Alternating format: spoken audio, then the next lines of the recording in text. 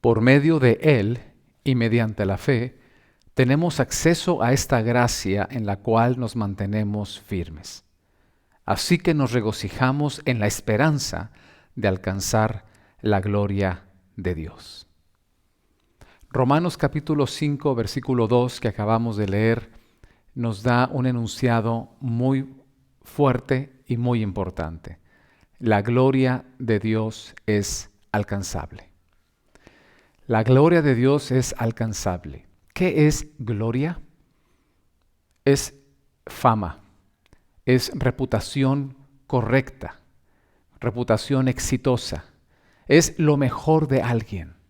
La gloria es lo mejor de algo o lo mejor de alguien, de alguna persona. Así que cuando aquí hablamos de que la gloria de Dios es alcanzable, estamos hablando de lo mejor de una persona, la buena reputación que se deriva de los hechos de una persona es alcanzable. La fama de esa persona es alcanzable. Y en el caso de Dios, Él por encima, sobre todo por encima de ser creador, lo cual ya es bastante, es un Padre de amor incondicional. Así que cuando tomas Romanos 5.2, estamos hablando de una tremenda dimensión. La gloria de Dios es alcanzable. Necesito el día de hoy algo de la gloria de Dios. El día de mañana, en las circunstancias que vivimos, por supuesto que sí. Pero este pasaje también nos dice algo, que nosotros tenemos acceso a esa gloria de Dios por medio de cierta gracia. Y es el tema de hoy, cierta gracia. Esa gracia es una palabra que significa una bondad que recibimos inmerecidamente. La recibimos de manera gratuita por el puro afecto de la persona de querer hacerlo. No es por ningún mérito o por algún merecimiento que hayamos nosotros hecho. Eso es gracia. Así que es la gracia de Dios lo que nos permite tener acceso a la gloria de Dios. Gracia abre la puerta de la gloria. Hemos estado viendo una historia, la historia de Noemí y Ruth, que se registra en el libro de Ruth, en la Biblia. Después del libro de Jueces lo puedes encontrar. Yo te invito, si quieres, abrir ahí tu Biblia, porque vamos a estar haciendo referencias a este libro, Ruth, el libro de Ruth. Ahora, el libro de Ruth es una historia de esperanza, en donde vemos este principio que estamos comentando de Romanos 5, versículo 2. Es una historia de esperanza que se deriva de una completa salvación, una completa redención, restitución de la vida de Noemí y de Ruth. Y es una historia, como toda buena obra, en 3 actos. El primer acto, capítulo 1, nos narra cómo Noemí y su esposo tomaron la decisión de dejar el reino de Dios, que ahí está representado en Judá, Israel, y salen a Moab, un reino que no es el reino de Dios. Por cierto, hemos comentado cómo es un reino con un orden caído, Moab, y allí encuentra desgracias. Ella queda viuda, queda también sin hijos. Antes que los hijos murieran, ellos contrajeron nupcias con 2 mujeres moabitas, Orfa y Ruth, que también es protagonista en esta historia junto con Noemí, y toma la decisión de regresar a Belén, la aldea de la cual vendría el Salvador Jesucristo hace 2000 años, y donde ellas encontraron su salvación. En Belén se encuentra la salvación. Ese es el capítulo 1. El capítulo 2 nos habla cómo hay una restitución progresiva que ellas están teniendo, y aquí en particular la protagonista es Ruth. Pero lo interesante es que lo que vemos en el capítulo 2 y el capítulo 3 no es más que este segundo acto del desarrollo de circunstancias, desarrollo también de capacidades y de relaciones que se dan. En particular, lo más importante fue el encuentro que Ruth tuvo con una persona familiar de ellos, Boaz, que en la Biblia se le conoce y se le nombra en el libro de Ruth, sobre todo en la versión Reina Valera del 60, como el pariente redentor, y que fue a través de Booz que Dios trajo restitución a Ruth y a Noemí. Porque en el tercer acto, que es el capítulo 4, se ve una conclusión más allá de lo que ellos hubieran esperado, más allá de lo imaginado. Ellas habían regresado, por cierto, Noemí con bastante amargura, incluso culpando a Dios de sus desgracias, lo cual pues era un juicio equivocado que se entiende, pero es equivocado, y venía de un corazón amargado. Pero no solamente encuentran la restitución económica, también encuentran una restitución familiar. Ruth se casa con Booz, tienen un hijo que se convertiría en el abuelo del gran rey David. Y de ahí la genealogía de Jesucristo vendría posteriormente. Es una historia que tiene un final más allá de lo que se podía esperar, de lo que ellas podían esperar. Pero todo comenzó con una decisión, y quiero destacarla. La decisión para haber sido restituidas y para haber alcanzado una gloria por encima incluso de lo que ya tenían antes. Una gloria, porque alcanzaron una reputación que no tenían. Tenían una mala reputación en el sentido del fracaso que ellos habían experimentado en su historia de vida al llegar a Belén. Pero eso fue cambiado por una reputación ahora de bienaventurada. Así de hecho le decían a Noemí y a Ruth, por supuesto. Y lo que acabo de comentar, se convirtió Ruth en parte del linaje de nuestro Señor y Salvador Jesucristo. Es algo impresionante. Pero decía, todo comenzó con la gran decisión de cambiar de reino. En el caso de Noemí, de regresar a casa. En el caso de Ruth, de ir a un nuevo reino y ampararse bajo la ciudadanía de ese reino y bajo el orden de ese reino. Salieron de Moab para ir a Judá o Israel. Cuando ellas toman esa decisión, hay cambios inmediatos, pero cambios inmediatos en el sentido de su identidad. Ahora no eran ciudadanas de Moab, eran ciudadanas de Judá. Y Judá aquí nos va a recordar que representa el reino de Dios, el orden de Dios. En la antigüedad, en el Antiguo Testamento, vemos cómo Dios escogió a una nación, a Israel o Judá, y la escogió para ser su nación, su pueblo, y manifestarse al mundo a través de ellos, y que por medio de ellos, de la nación de Israel, pudiésemos nosotros aprender de Dios, aprender del orden de Dios para la vida, de su reino. Así que en esta gran decisión que ellas toman, vemos que ahora están ubicadas en un nuevo orden de Dios, el orden de Dios, pero siguen siendo las personas sin la economía buena que estaban buscando, sin haber sido del todo restauradas en esa economía, solas, sin familia. Las vemos como una obra en proceso. Y de eso trata esta conferencia. Nosotros muchas veces tomamos la decisión de buscar a Dios y esperamos cambios inmediatos. Y como lo vimos en la conferencia anterior, sí, hay cosas que se hacen efectivas e inmediatas a favor de nosotros cuando nosotros volteamos y, como Noemí, regresamos, entre comillas lo digo, a casa, a nuestra verdadera identidad, a nuestro verdadero orden para el cual fuimos nosotros creados, que es el orden de la voluntad de Dios. Pero hay otras cosas que no se ven de repente cambiadas. Es una obra en proceso, que progresivamente esa salvación se sigue desarrollando en nuestras vidas. Y en el capítulo 2 de Ruth vemos ese desarrollo.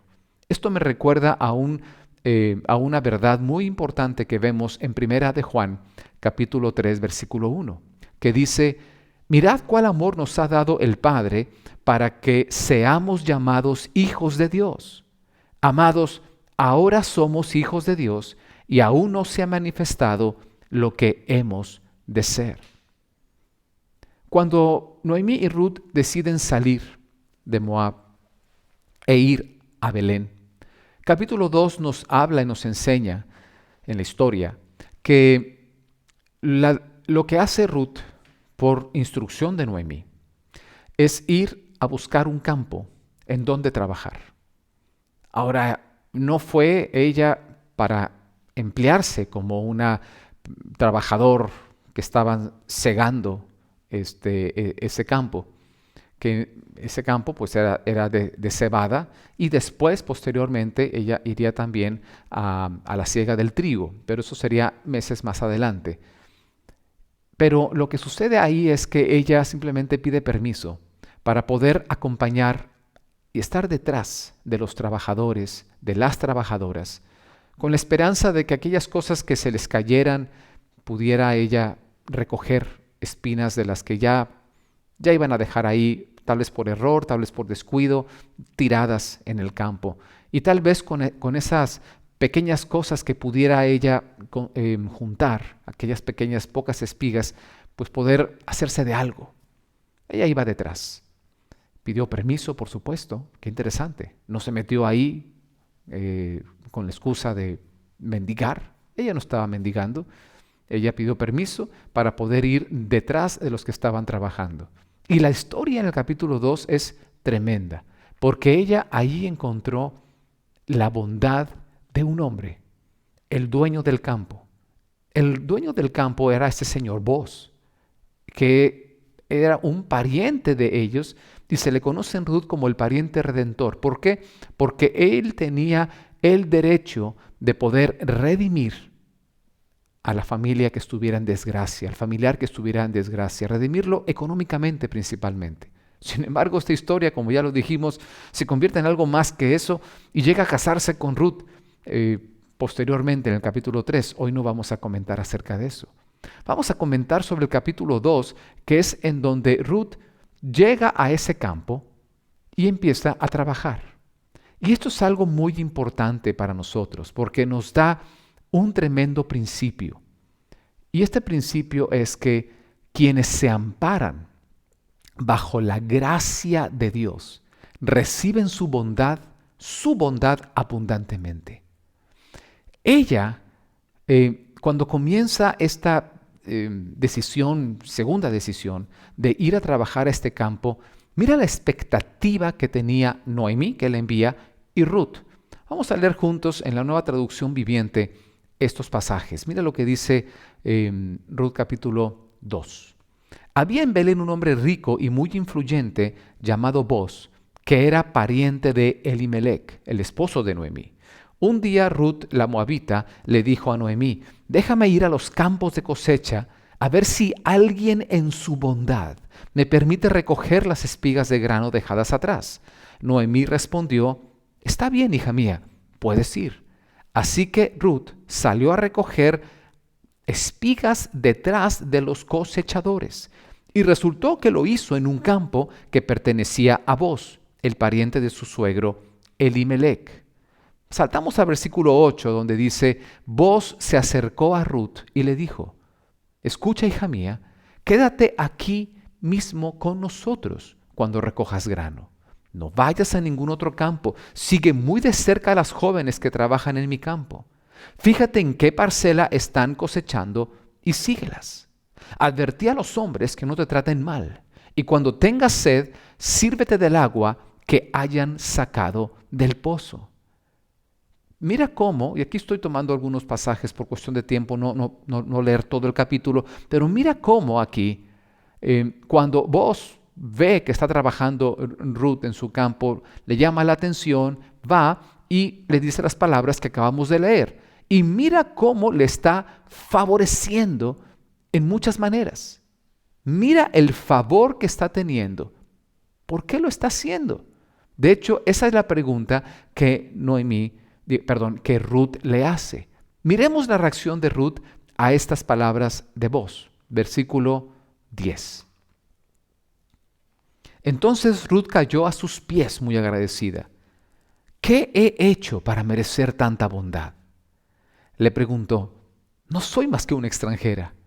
Sí lo sé, respondió Boaz. Que el Señor Dios de Israel bajo cuyas alas viniste a refugiarte, te recompense abundantemente por lo que hiciste.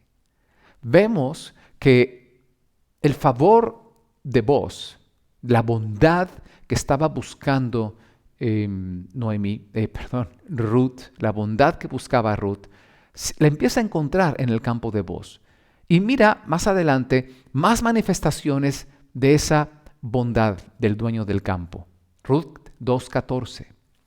Después, a la hora de comer, Boaz la llamó. Ven aquí y sírvete de la comida. Puedes mojar tu pan en el vinagre.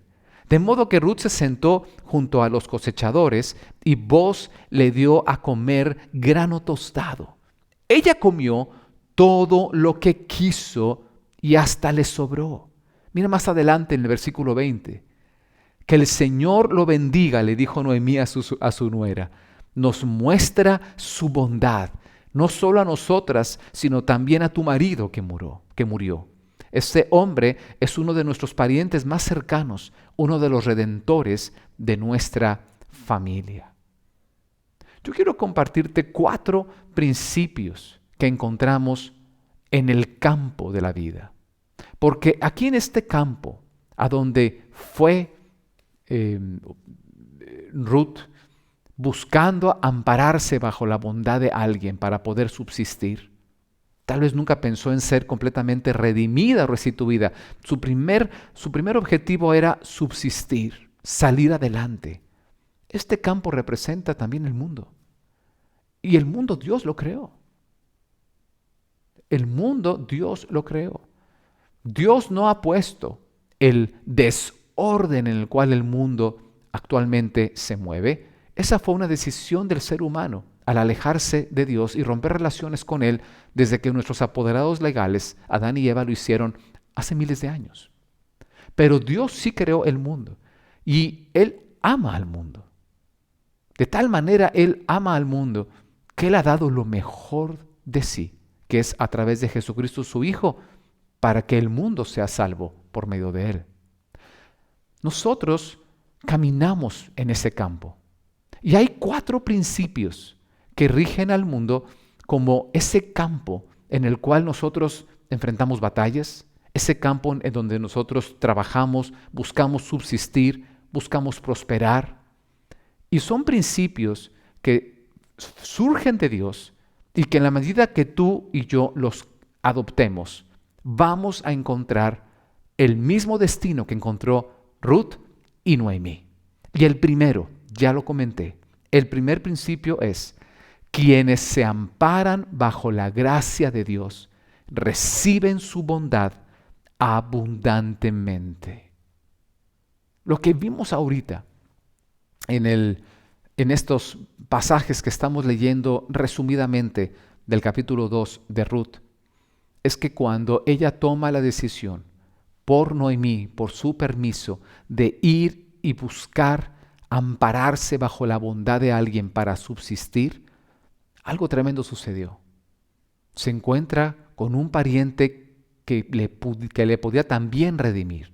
En ese momento no le estaba redimiendo todavía, no estaba haciendo lo que posteriormente haría en el capítulo 3, de tomar una deuda, de pagar y dar la herencia que a ella y a Noemí le correspondían por su esposo Elimelec, etc.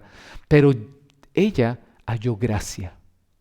Y cuando Ruth se ampara bajo la gracia de Boaz, que esta es la gracia que vemos representada de Jesucristo en él, encuentra abundancia de bondad. Necesitamos darnos cuenta de este primer principio. En este mundo en el que estamos, el primer interesado de mostrarnos su bondad es Dios. Él, de hecho, toma la iniciativa, como vemos en este tremendo ejemplo de la historia de Noemí y de Ruth. Como vos, Él toma la iniciativa sin siquiera ellas pedirlo. Esta es la dimensión que tú y yo tenemos que tener sobre quién es Dios y quién es Dios en medio de nuestras crisis, quién es Dios en medio de nuestros problemas. Y la mayor la mayor manifestación de esa bondad de Dios se encuentra en Cristo, porque la gracia de Dios está manifestada en Jesucristo. Mira lo que dice 1 Corintios capítulo 1. Gracias doy a mi Dios siempre por vosotros, por la gracia de Dios que os fue dada en Cristo Jesús, porque en todas las cosas fuisteis enriquecidos en Él. Este primer principio del campo, que es que los que se amparan bajo la gracia de Dios encuentran la bondad de Dios abundantemente, es posible por medio de Jesucristo. Y lo interesante que estamos viendo aquí en este principio es que a través de Jesucristo, que nos es dada la bondad de Dios, Él es la puerta. Él dijo, yo soy el camino, también dijo, yo soy la puerta. Él viene a abrir, a hacer posible que la bondad del Padre, de Dios como Padre, llegue a nosotros. Es en todas las áreas. ¿Y para qué? Esto es más que para que alguien se sienta apapachado y decir, que soy amado. Lo cual no es cualquier cosa, ¿eh? Es una tremenda bendición. Saber quién eres, saber que eres amado y que Él es un buen Padre. Pero esto es algo práctico también. Mira, ¿qué estamos leyendo en 1 Corintios 1, 4 al 5? Si no lo habías visto, ábralo en tu Biblia. Mira dónde está, en qué parte de la Biblia. 1 Corintios 4, 1 al 5. Y dice, versículo 5, porque en todas las cosas fuisteis enriquecidos en Él. El resultado y el efecto de la bondad de Dios por medio de Jesucristo es que seamos enriquecidos en todo. En nuestro matrimonio, en nuestra paternidad, en nuestras decisiones de negocios, en la sabiduría que necesitamos para conducirnos por la vida. En todo, ser enriquecidos. Ahora, no nos confundamos, como leímos hace un momento. Una cosa es que nosotros regresemos a casa, a nuestro verdadero reino, que es bajo el amparo de la voluntad de Dios como Padre y de Jesucristo como la puerta, como voz que hace posible que esa bondad se manifieste en nosotros. Y otra cosa es que de repente todo se ha transformado y ahora en todo somos enriquecidos de repente. Hasta esta parte de la historia, estás viendo a Ruth ya casada, con hijos, con el mismo voz. Estás viéndola multimillonaria, habiendo recogido la herencia. Eso va a pasar en la historia. Ese es el destino al cual Ruth está llamada. Esa es la esperanza que ella tiene de que bajo el amparo de la bondad de Dios, la gloria de Dios se manifieste. Pero todavía no se había manifestado lo que habría de ser. Sin embargo, ya vemos primeras manifestaciones de la bondad de Dios, donde está ella empezando a comer, le sobra, está empezando a ser favorecida en un campo. Saben, este es el principio de los 4 que voy a compartir más importante y por eso lo he ampliado bastante. Si algo vas a recordar de esta conferencia, que sea este primer principio, que los que se amparan, quienes se amparan bajo la gracia de Dios, reciben abundante bondad, bondad en abundancia. Y yo quisiera aquí hacer un paréntesis. Hay una persona que yo admiro del mundo del deporte, en este caso de la NFL. Su nombre es Joe Gibbs. Y Joe Gibbs es el más grande de los entrenadores en jefe, del coach principal que ha tenido los Pieles Rojas de Washington. Un equipo muy amado por algunas de las personas del camino que conocemos. Y Joe Gibbs es una persona que tuvo un encuentro con Dios, así como Ruth, desde muy joven, desde muy chico. Y es una historia que a mí me recuerda el efecto de quienes se amparan bajo la bondad de Dios. Joe Gibbs es una persona que como entrenador en jefe de Washington Redskins logró hazañas, como haber ganado 3 Super Bowls, 3 campeonatos nacionales de la NFL, 3 supertazones con Washington. Y haberlo hecho con 3 diferentes mariscales de campo o quarterbacks. Esto es un logro, te voy a decir también por qué. Porque de repente hay equipos muy buenos. Acabamos de ver al último campeón, Patriotas de Nueva Inglaterra, bueno, no al último, anterior al Super Bowl que acabamos de pasar, en donde vimos cómo este equipo fue tan compacto y tan bueno que el mismo entrenador con el mismo mariscal de campo ganó 5 o 6, ya no sé cuántos Super Bowls. Pero qué mérito para un entrenador el tener cambios en su equipo y aún en los cambios de su equipo lograr la hazaña de ser el mejor. Eso para mí habla mejor del entrenador que solamente de haber tenido un buen equipo y saberlo dirigir, que por supuesto tiene su mérito. Pero él trascendió a los cambios de jugadores e incluso a la posición más importante, que es la de quarterback o mariscal de campo, y ganó esos 3 supertazones con 3 distintos y muy distintos quarterbacks de orígenes muy diferentes, de capacidades muy diferentes y con equipos diferentes. Ahora, no solo esto. Joe Gibbs, cuando termina y se retira de ser entrenador de la NFL, él funda un equipo de carreras, de automovilismo en la liga de NASCAR. Tal vez muchos no conozcan esto, pero es una de las ligas, vamos a llamarle así, de automovilismo que existe. Importante la NASCAR. ¿Y qué creen? Él estando al frente como responsable, no sé cómo le llamen ahí al coach o al entrenador en jefe, ¿verdad? Del automovilismo en NASCAR, gana 5 campeonatos. Así que es el único entrenador en jefe en 2 deportes diferentes profesionales que ha ganado campeonatos, más de 1, 3 y 5 en la historia de los Estados Unidos. Y es el único en estar como miembro del Salón de la Fama, tanto de la NFL como del Salón de la Fama de automovilismo en NASCAR.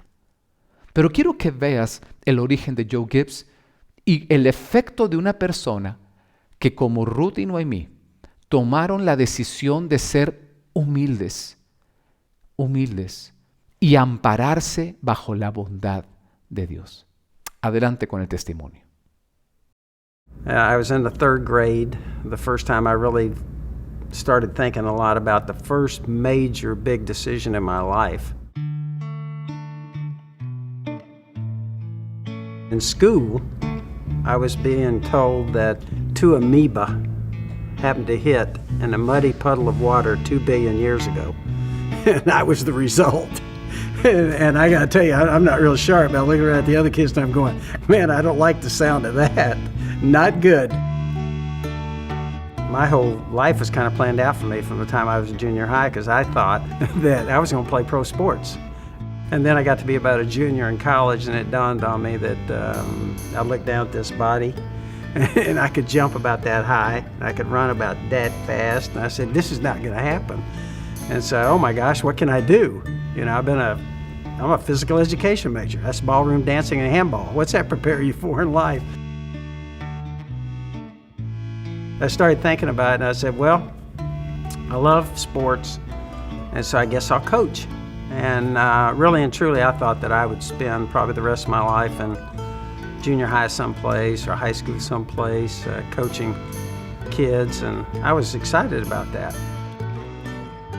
As I ventured off coaching, I got an opportunity to start at San Diego State and coach with Don Coryell and John Madden and people like that, and then I got to move to different colleges, and then I finally took that last step and was fortunate enough to become the head coach of the Washington Redskins with a great owner, great fans, great players.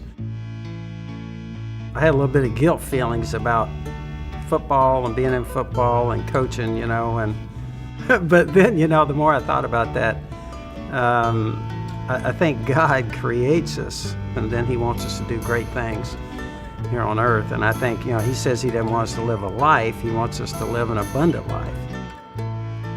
I think many times God probably, He's upstairs and He's kind of looking down going, gosh, can you imagine? I made that guy. He runs like that. I made that kind of football player. And certainly I look at it the same way as far as coaching. My life wasn't an accident. I think God was kind of preparing me I can definitely tell you this, I didn't earn any of it. I was been blessed by the Lord. And I'm one of those very average people that God has allowed to enjoy some of the most exciting things in life. I'm Joe Gibbs, and I'm second.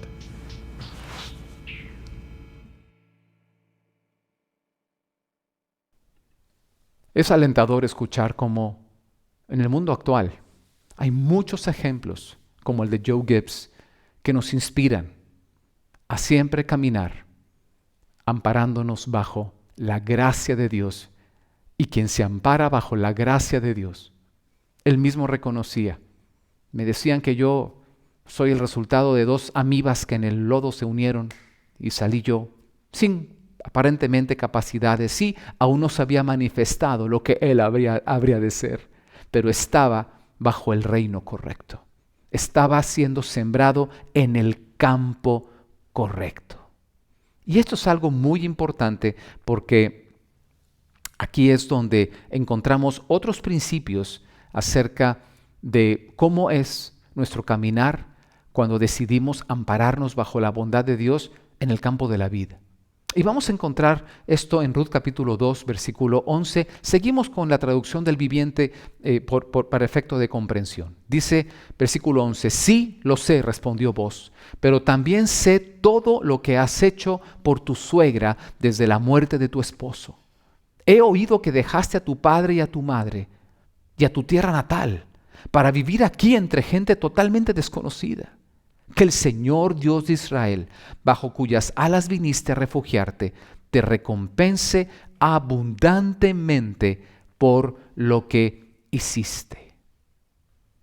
Esto que acabamos de leer nos habla de un segundo principio del campo de Dios, el campo del mundo, y es: se cosecha lo que se siembra, pero Dios incentiva el buen fruto.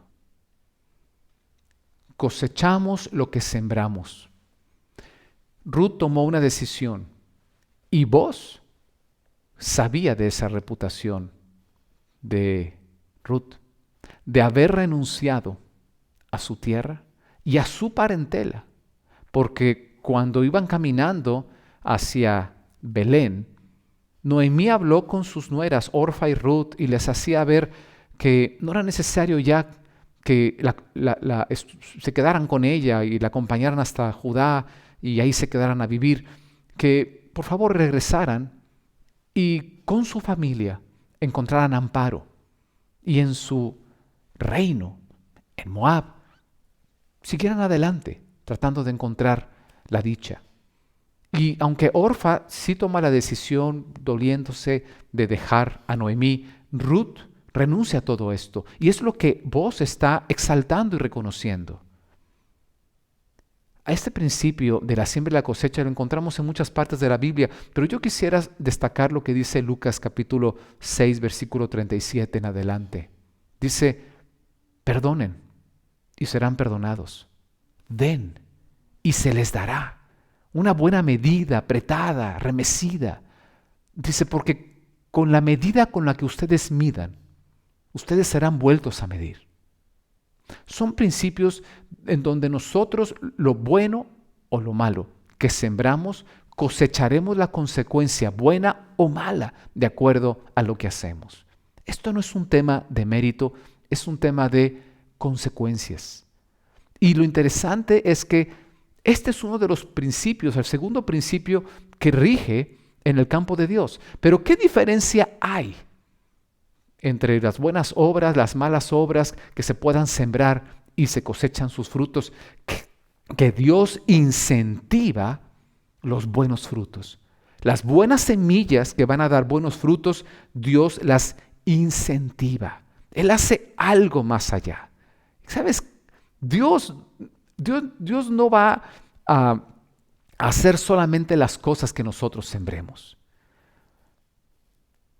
Dios no va solamente a decir, bueno, ¿quieres lo bueno?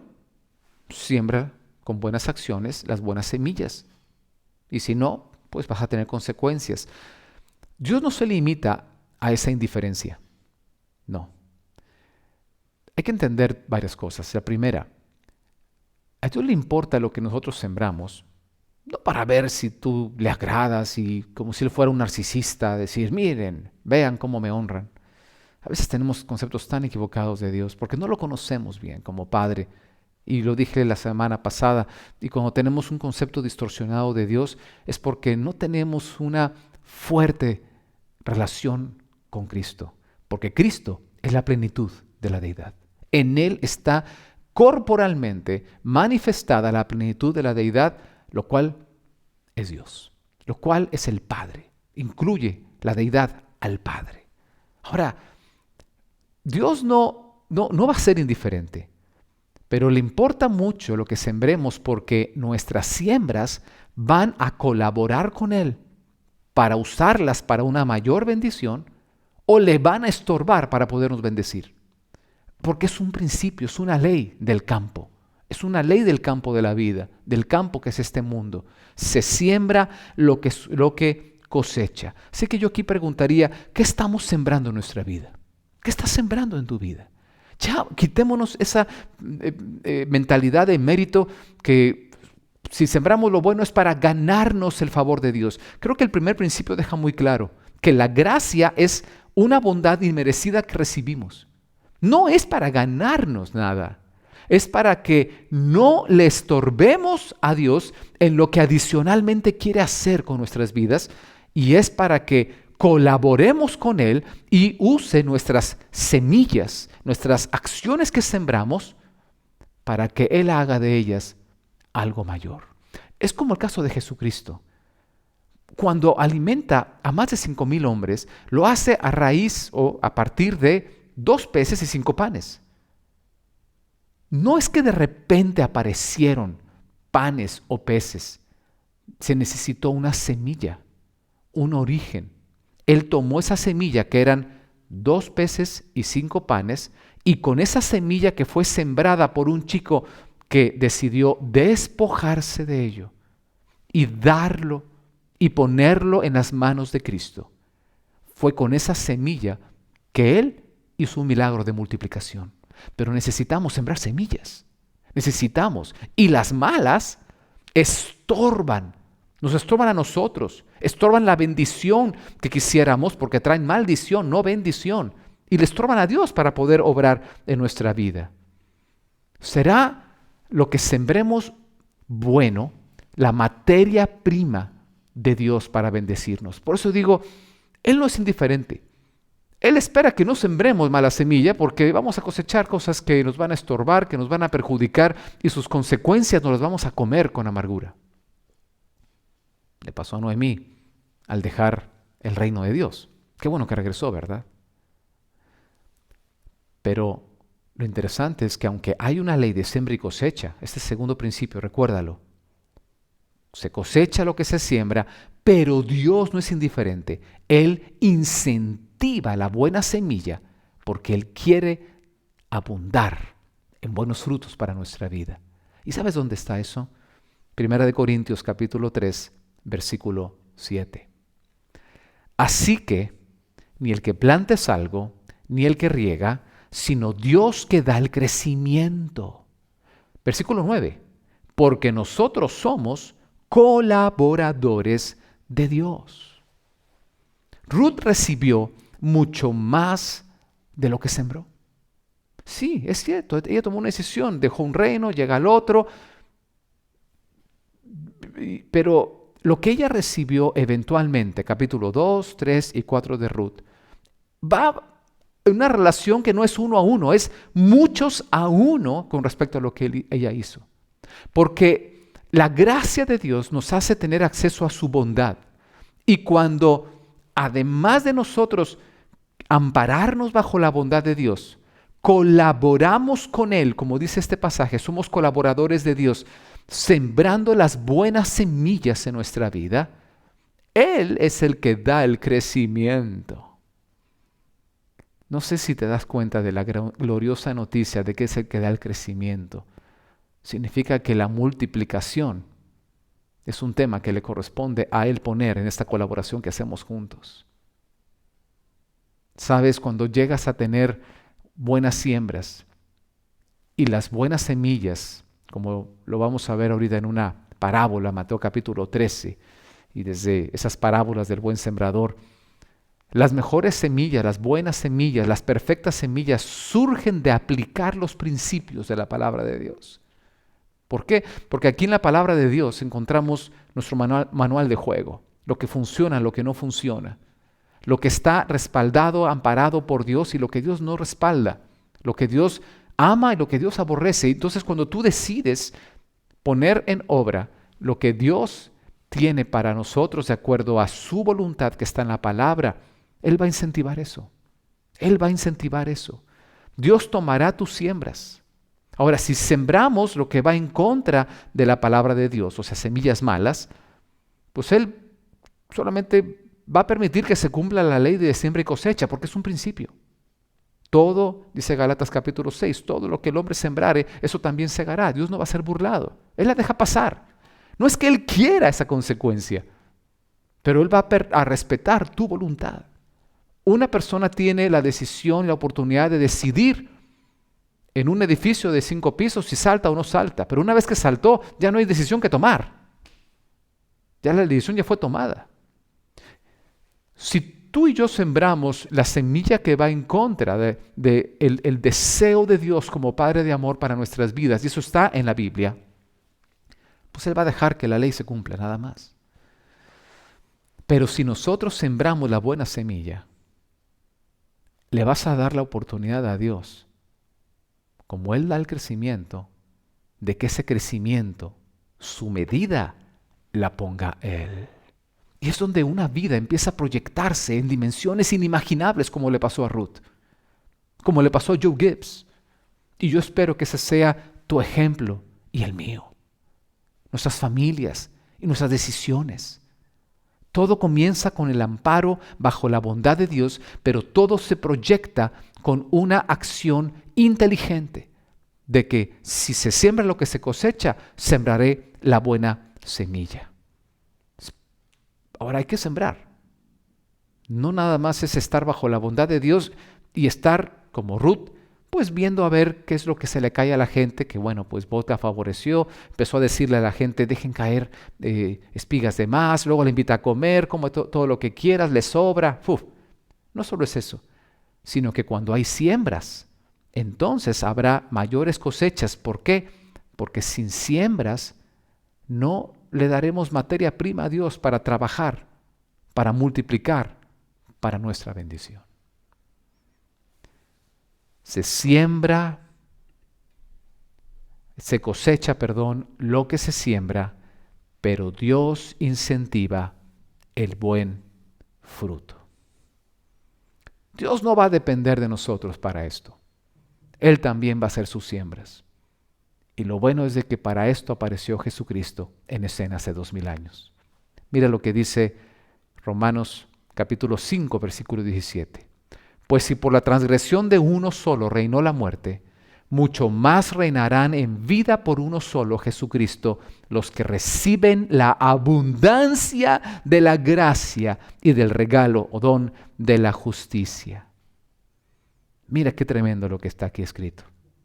Es cierto, las consecuencias de una mala decisión, pues ahí está, malas. Pero cuando Dios a través de Jesucristo es el que personalmente siembra, y Él vino a sembrar su vida hace 2000 años para nosotros, la consecuencia de bendición es tremendamente mayor. Y vino a sembrar literalmente su vida. Lo estamos recordando en este mes de la Semana Santa, del día de crucifixión, del día de resurrección. Literalmente vino a sembrar.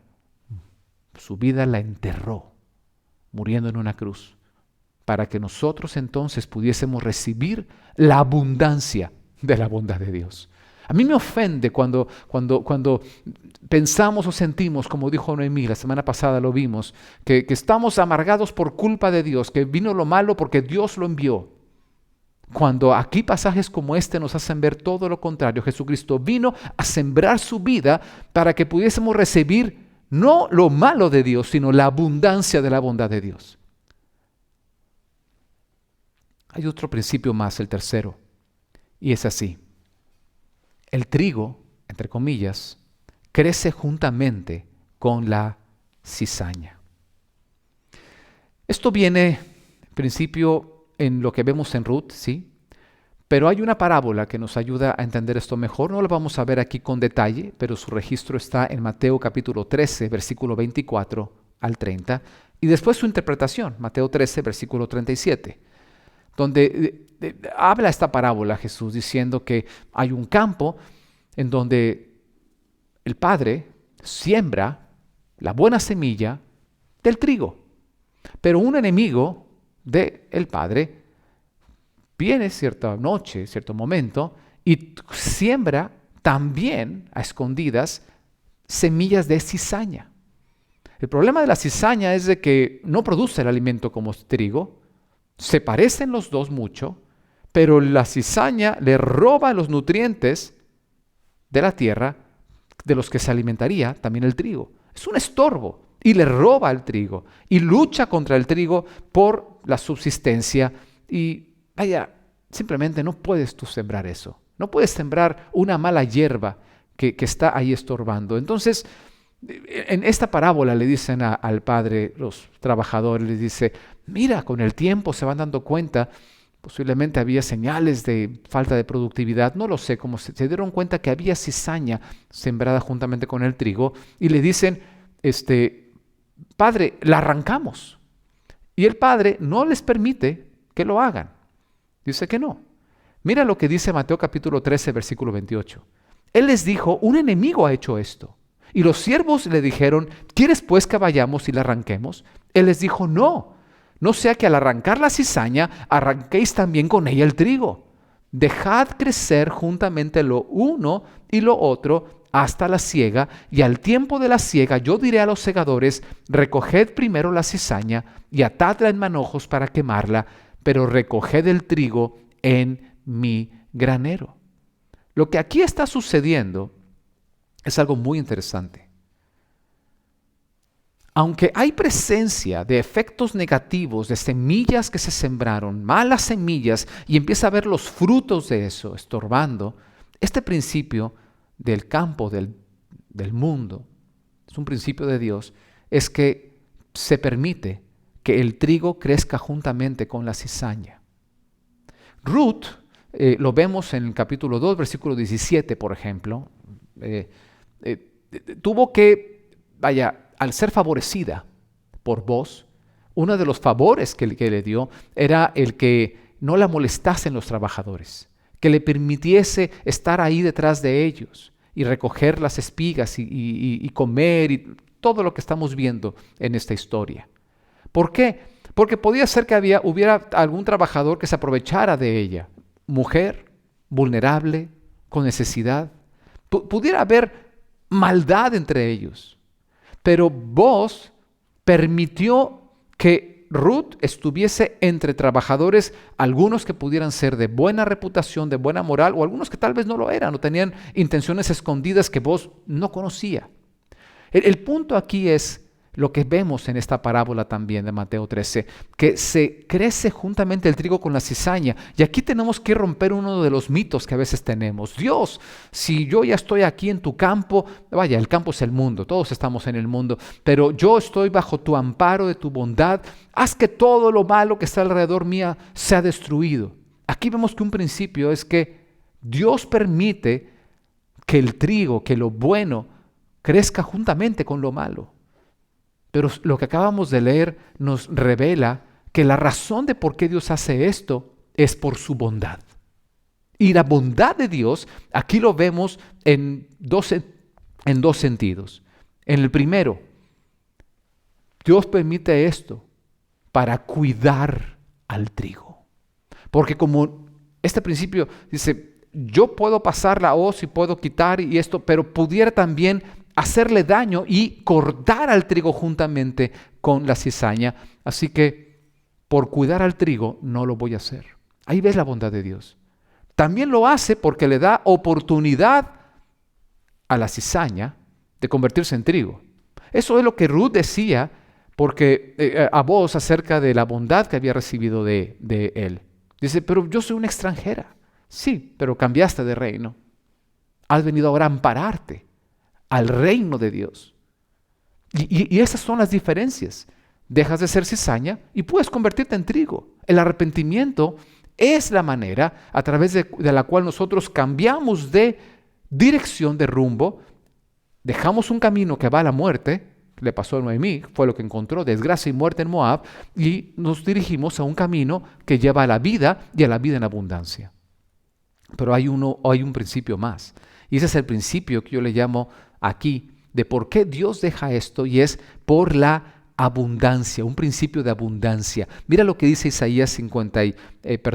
lo que dice Romanos capítulo 5, versículo 20. Pero la ley se introdujo para que el pecado abundase. Mas cuando el pecado abundó, sobreabundó la gracia. Mira cómo compensa esto Dios tremendamente. Mira la bondad de Dios. Él permite que crezca juntamente trigo y cizaña. Y esa es la lucha de todos nuestros días, aún en una misma persona.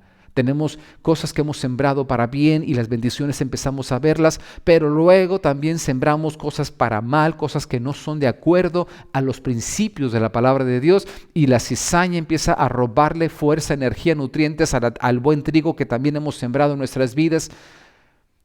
Pero aquí hay algo tremendo. Sí, Dios permite eso, porque está en el mismo campo de tu corazón, de tu vida. No te va a hacer daño, va a cuidarte y va a dar la oportunidad a que cambie de dirección la cizaña. Pero hay un principio.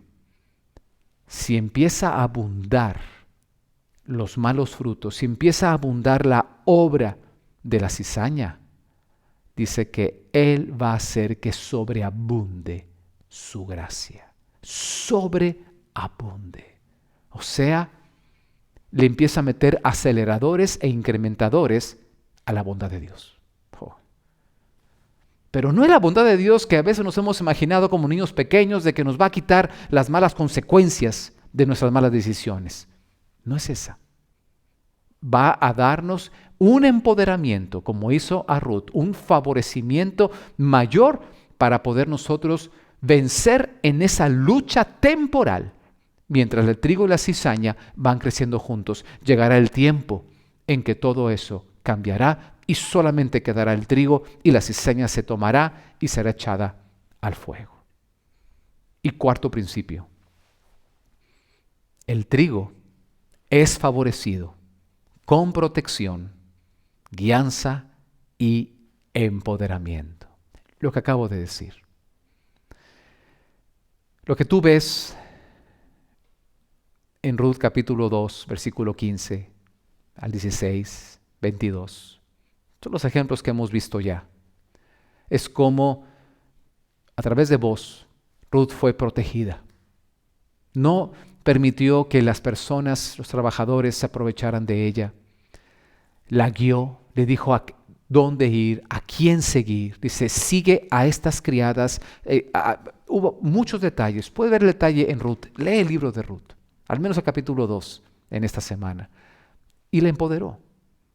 Y sabes, esto es algo que sucede en el orden del mundo. El orden que Dios tiene para el mundo. Juan capítulo 17, versículo 15 dice, no ruego que los quites del mundo, sino que los guardes del mal. Esto es el cuarto principio que funciona. No nos confundamos que la bondad de Dios es que seamos unos niñatos mimados para a quien todo le hacen. Es una combinación de recibir las cosas que no merecemos, que necesitamos y que Dios quiere darnos en abundancia, con recibir las cosas en colaboración con Él en base a lo que vamos sembrando para cosechar. Pero este principio de que Dios favorece al trigo, Dios favorece a aquellos que están sembrando en su palabra, el orden de Dios para conducirse, es algo que nos da garantías para seguir adelante. Mira el Salmo 57. Clamaré al Dios Altísimo, al Dios que me favorece. Él enviará desde los cielos y me salvará de la infamia del que me acosa. Dios enviará su misericordia y su verdad. Por estas 4 razones, principios que he compartido en esta conferencia, tú y yo queremos ampararnos bajo la bondad de Dios. ¿Está teniendo mejor sentido Romanos 5:2 con el que empezamos? Dice, por medio de Él y mediante la fe, tenemos acceso a esta gracia en la cual nos mantenemos firmes. Así que nos regocijamos en esperanza de alcanzar la gloria de Dios. Quisiera que te llevaras 4 acciones muy concretas. No tenemos que explicarlas mucho, pero anótalas para contestar la pregunta, ¿y cómo puedo ampararme bajo la bondad de Dios? Tal vez alguien ya lo ha hecho, pero tal vez haya alguien aquí escuchando o tú quieras compartir esto a tus hijos posteriormente o a alguien que aprecies. 4 cosas que Ruth hizo para ampararse bajo la bondad de vos, que nos representa la bondad de Dios por medio de Jesucristo. Y están en Ruth capítulo 2, versículo 6 en adelante.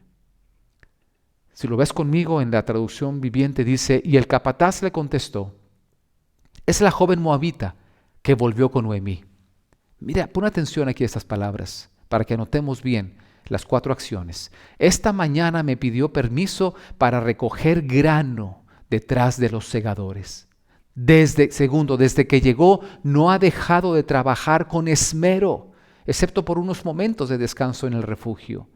Vos se acercó a Ruth y le dijo, escucha, hija mía. 3, quédate aquí mismo con nosotros cuando recojas grano. No vayas a ningún otro campo. Sigue muy de cerca a las jóvenes que trabajan en mi campo. ¿Cómo nos amparamos bajo la bondad de Dios? Primero, con sujeción al nuevo reino.